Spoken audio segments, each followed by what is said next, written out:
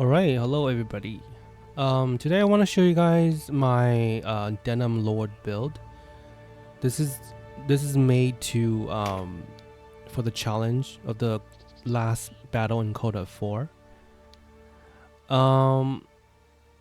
So the challenge is to use only the 3 character, the trio, to defeat the last battle. In Coda 4, that is. So I have to build them in a very specific way, because it's a very hard battle. They're all around level 70, and there's also a lot of ranged characters in the back with magic and also missiles that's firing at you. They also have height advantages, meaning they can shoot very far away. So first thing, well, at least good thing about Denem is that the Lord class you can put, it's very versatile. You can put anything on him. So first thing I do is really invest some stats into Denem. I think at least you need 300. I'm sure there are people that can do it with just minimum stats, but when I try with a full party, not only they can almost one-shot me, they also have a lot of healing items like mending salve or mending essence. So if they don't have healing recovery items, I think we can do it without the stats.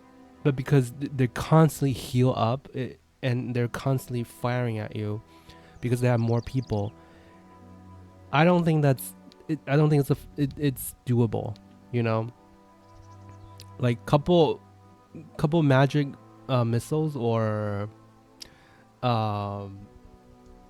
arrows, you'll be dead already, right?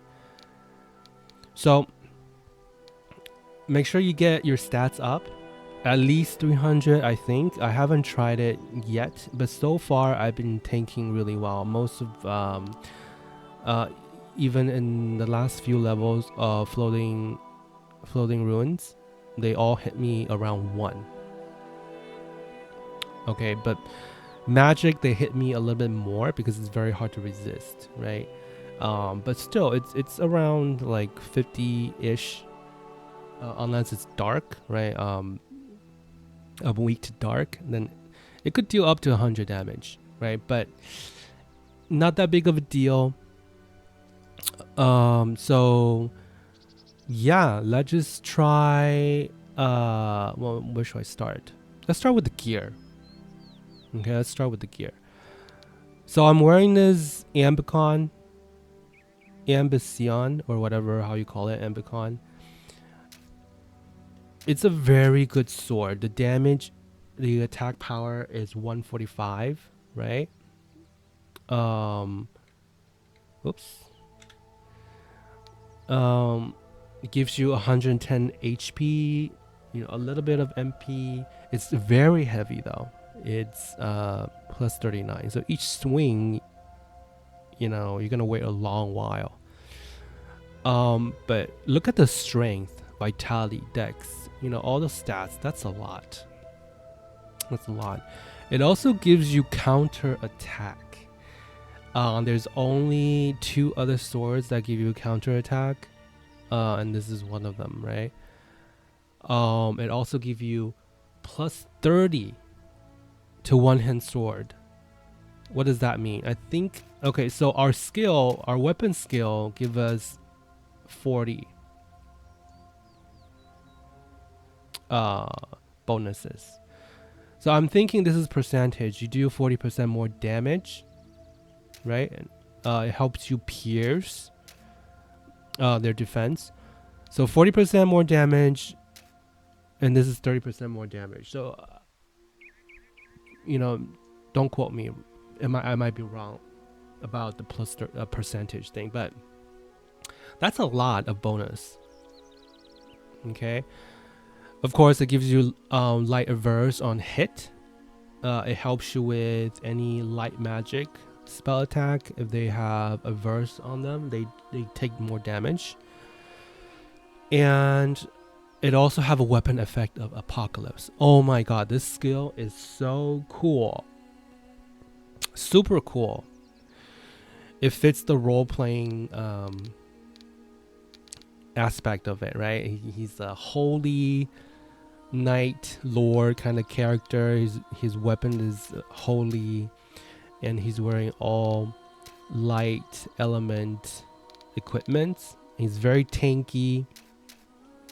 It just fits the whole vibe. So I really like this weapon.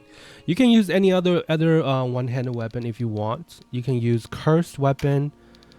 So you know, if you want it to be faster, if you want Denem to move faster, you can. Okay, so you pretty much trade speed with attack. So it's up to you. The RT score on this item when you use it, it's really similar. It's 38 plus 38. So you know, but other than that, I prefer this sword for, you know, roleplay purposes. But any one-handed weapon is fine. And the reason why it's a one-handed weapon is because you need, well, you don't need to, but it's good to have a shield on Denem, so you have a chance to block. And also it gives you bonuses for defense. So the top roll is weapon type defense, and it's in percentage, so the numbers are percent, right? 18% damage reduction from crushing damage, slashing, or piercing. As you can see now, Aegis can be farmed in Palace of the Dead at the very high floors, and you can upgrade them in a shop, in any shop, to increase their defense bonuses. And the second roll is the element damage reduction bonus, and you can see light and dark are at 50%.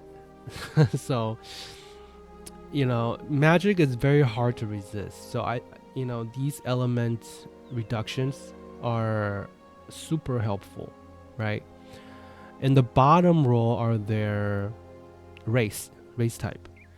So you can, the bottom row adds up with the top and second row. Okay, so let's say if the enemy element is dark and he's a lizard, that's 65% damage reduction. So it's very useful. Again, the helm, I don't know how to pronounce this. Frude helm, or whatever it's called. The stats are really good. Of course, it has holy element, right? So it helps us with dark resistance. You know, I'll maybe there's videos on YouTube that explains how each element work. You know, the defensive part of it works, because for light and dark, it's different from all the other elements, right? If you have light element reduction on your armor, it raises your dark resistance because they counter each other. But if you have I don't know, any other elements. Okay, so if you have, let's say, only fire element resistant on your helmet, I think because fire deals more damage to ice, it prevents it gives you resistance to ice damage. So it's very confusing. You want to make sure you read it or do some research. So you want to, if my Denem is ice element, I would wear armor with fire elemental resistance. Okay, so that would help you with, oh no. If Denem is ice element, I would wear water element resistant. armor. Okay, so I would wear, you know, this one because it has water, and water reduces fire damage. Okay, but in this case we're light, so it's fairly simple. We want to wear anything that's light elements. Luminant Gauntlet, again, good stats, but it also has boon of swiftness.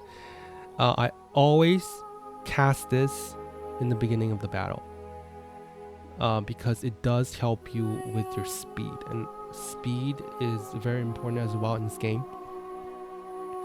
You want to be able to do more, right? Because our weapons are so heavy, and whenever you move, you also gain RT. So boon of swiftness will help you with that. Winged boots, very self-explanatory. If you play this game this far to the end, if you have beaten chapter 1, 2, 3, and 4, you'll know how important it is to be able to maneuver maps around. Sometimes there will be walls in between, and then or cliffs, or you know, holes, or very high elevations, and you can't reach them. It takes you like 5 turns to walk around, while if they're a mage, they can just shoot you from far away. So it makes a huge difference. I would say this is probably the most important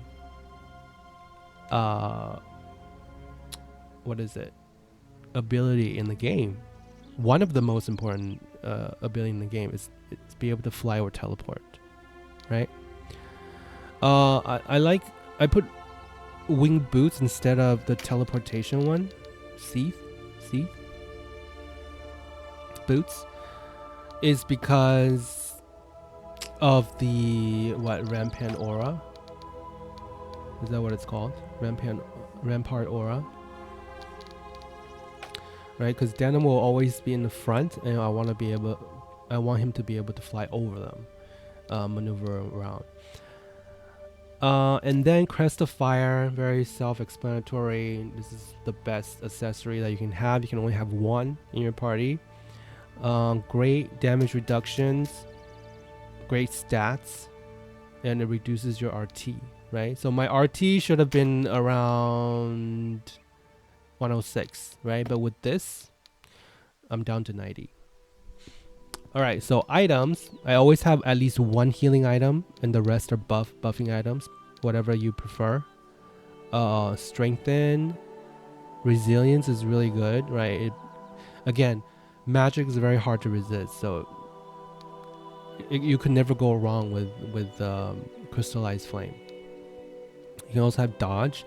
I'm pretty tanky already, so I'm probably don't need dodge. I'll probably put a blessing stone or whatever, just in case. And for the spells, Instill Light is very good. Now this one gives you light touch and light attuned, so again it gives you dark resistant, and it also gives you that extra damage elemental tick when you auto attack. It only works on auto attack, doesn't work on spells. But sometimes you don't want to spend an extra turn to kill an enemy with 10 HP, right? You know that you could kill it with a little bit extra damage, and this is that extra damage that could come in handy. Okay, so it's always very good to have. Gift of Renewal. Now this is the one, if you pop this on, your Denem will never die. Literally unstoppable, right? The only thing that actually does damage to my Denem is magic, and sometimes before I break through the front line, their mages would fire a lot of magic at Denem, and it really chips it down, their HP down, turn by turn. Okay, so but if you pop this on, it heals 3 times every turn, and it heals about 130 every turn. So really, you're not going to die at all. There's no way you can die. I don't use the regular heal because, you know, I'm not taking too much damage, right? I'm taking chip damage. And if I waste a turn, to actually heal,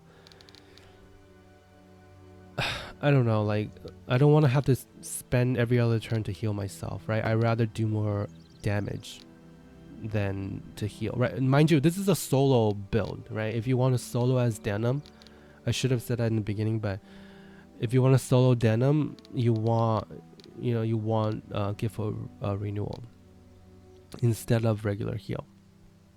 All right, and then Wisp Light 2. This is probably the best single target damage. Any summon skill is a very good single target damage. It is very hard to target a single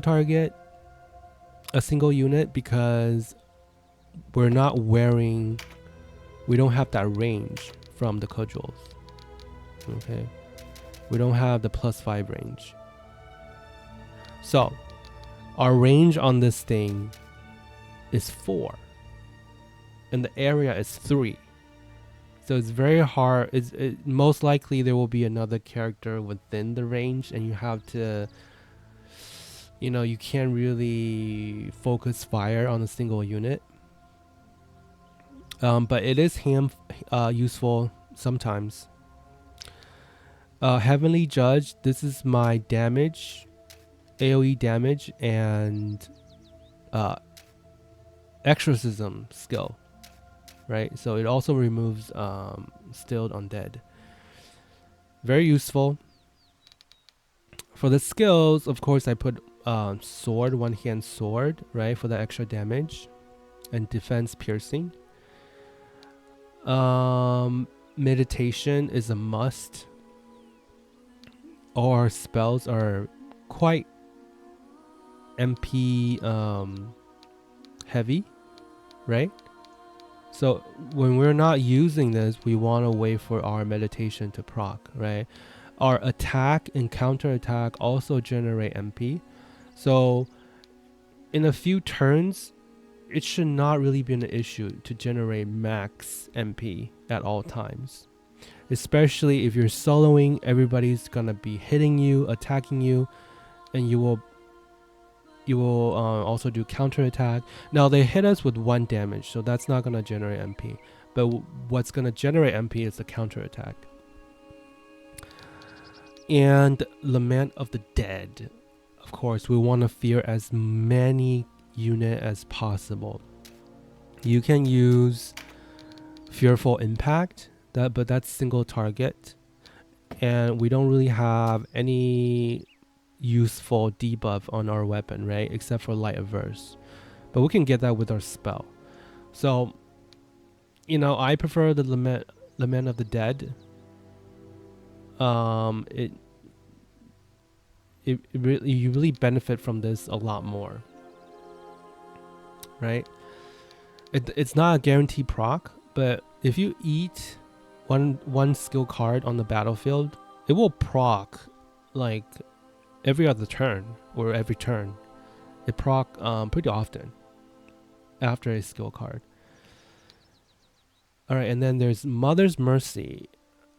Some of the debuffs are really deadly, right? Especially elemental averse. It's already hard to resist magic, and if they put averse on you, you take extra damage, right?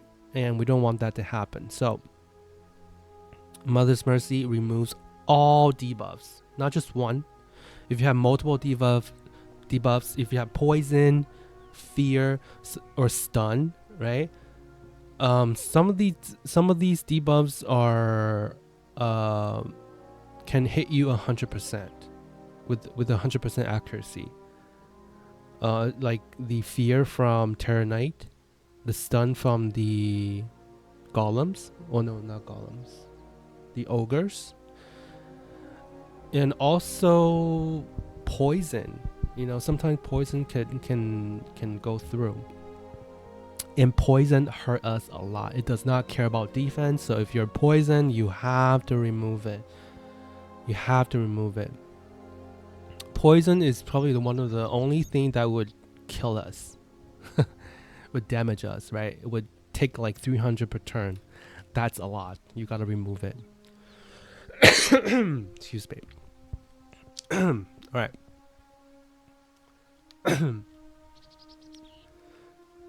And the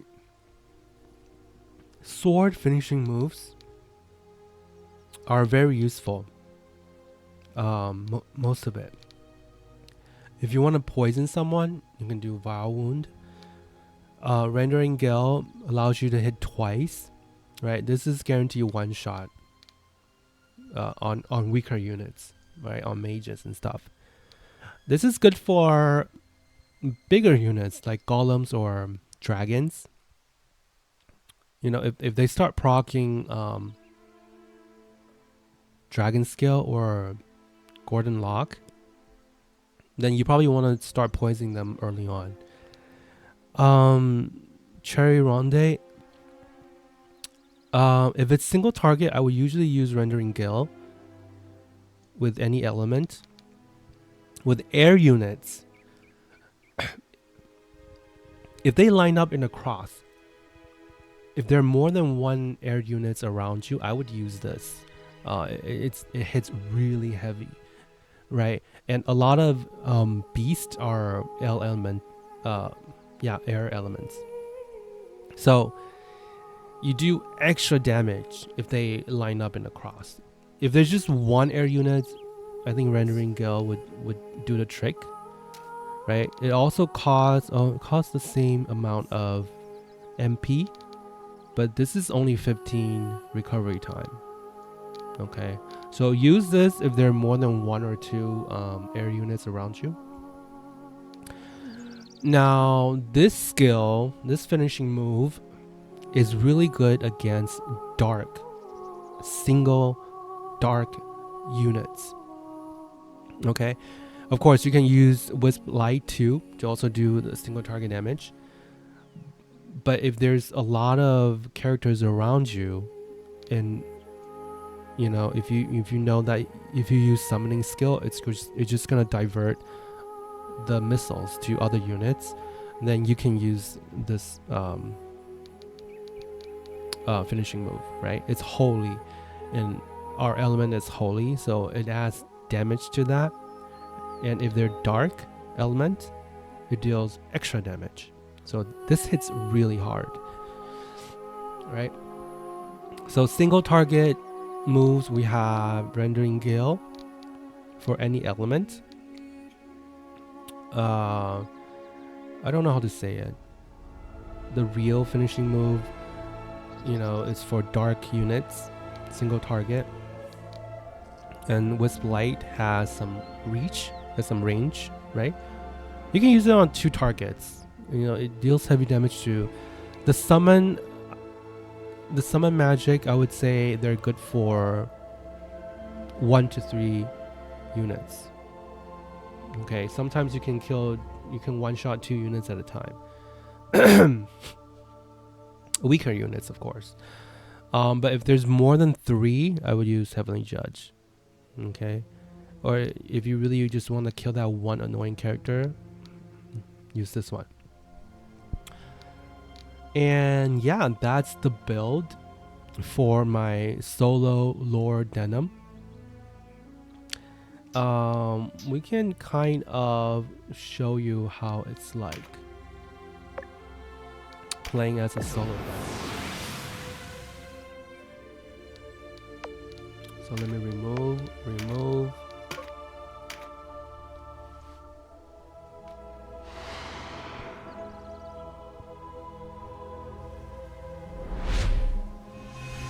Ooh, it's raining.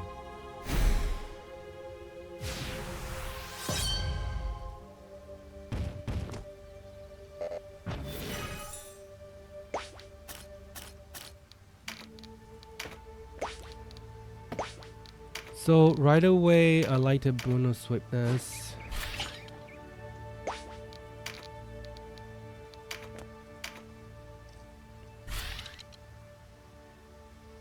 just to speed up.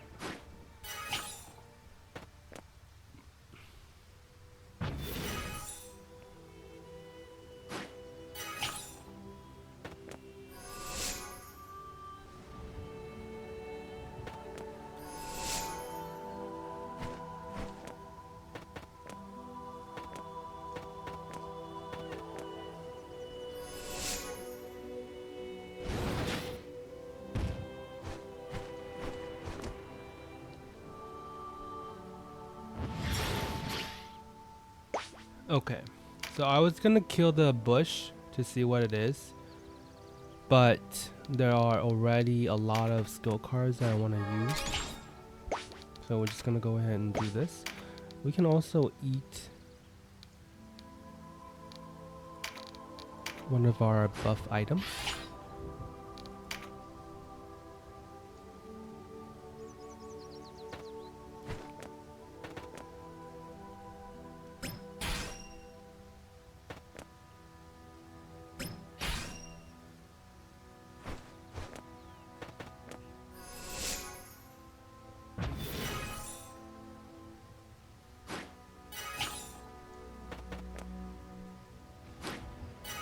I would recommend getting at least one skill cards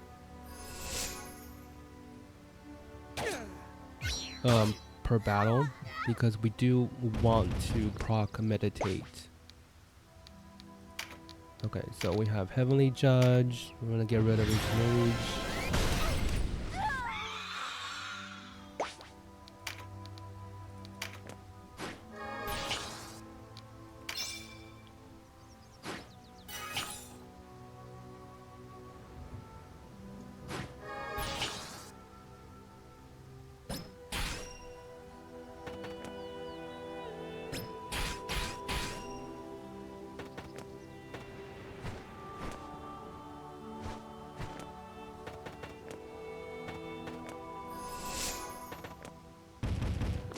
Ooh, physical card, okay.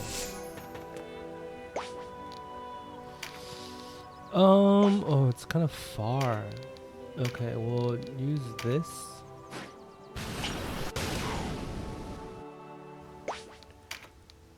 We'll come back to them, but we want to get the physical card. It's very useful. If there's a magic card somewhere, I would probably get that next.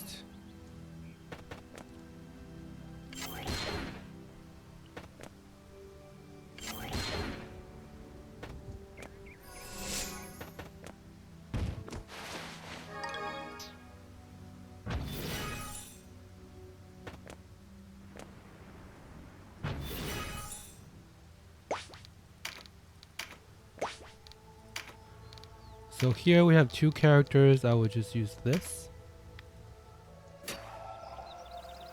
Cherry Rondo. Nice crit.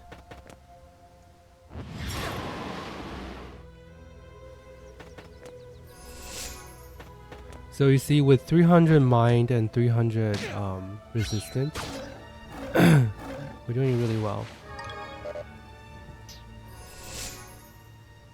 with the magic resistance.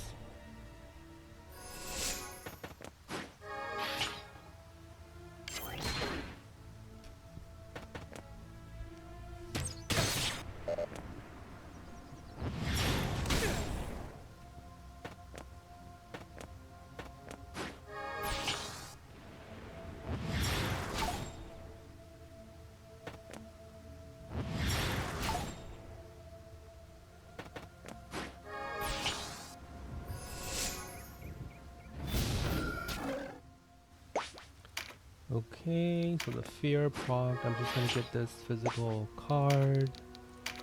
It will be useful later on.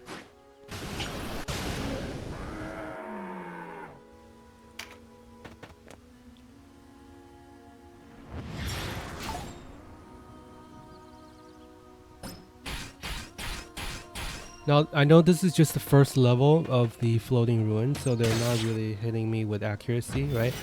Higher levels, there's gonna be those generals, which they would hit harder, right?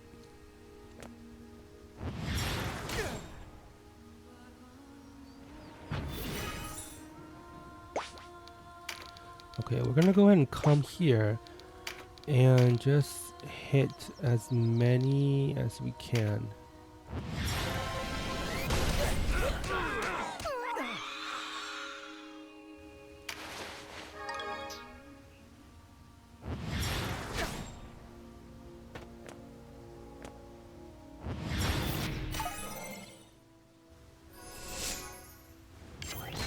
Unfortunately, they're all ranged, so we can't really generate much MP from counter attack.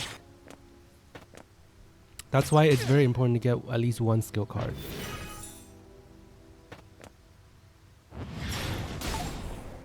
God, they're all mages.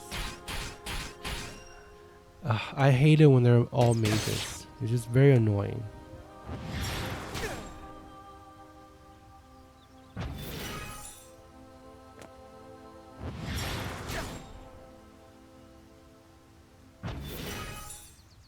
Okay.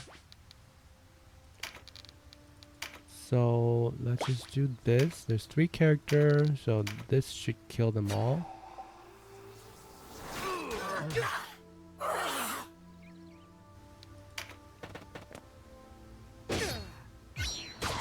Thank you.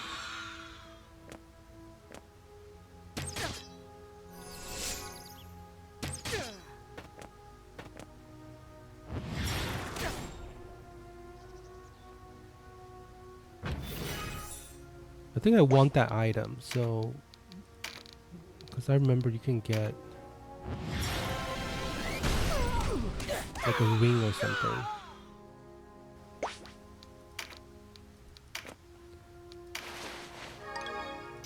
Nope.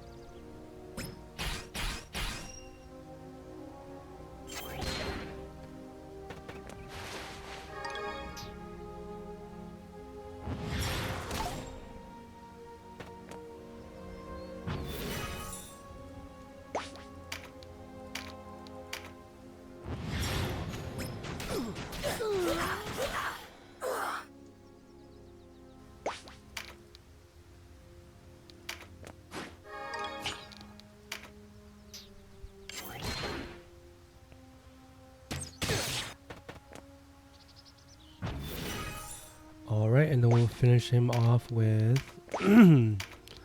Apocalypse. It just looks really cool. And there you have it. Very easy solo build. I mean, your stats could be lower and you'll still be fine. I'm just prepping for the final battle. So that's why my stats are in the 300s. But if you don't want to do the challenge, I think 200 to 250 stats will be fine. All right, there you go. We'll talk about Kashua next and how I built her, and also my farming build with my Lich and fairies next. All right, thank you for watching. We'll see you next time.